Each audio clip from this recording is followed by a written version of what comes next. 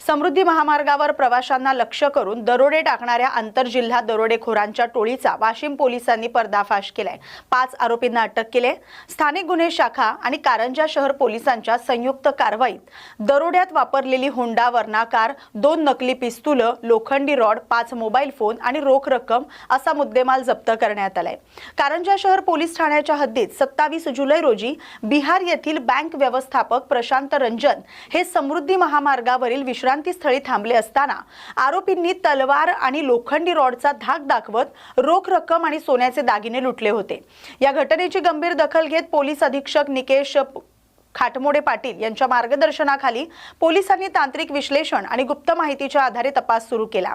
मुख्य आरोपी हर्षद उर्फ भैया साबळे याला ताब्यात घेतल्यानंतर त्याच्या चौकशीतून इतर आरोपींना अटक करण्यात आली।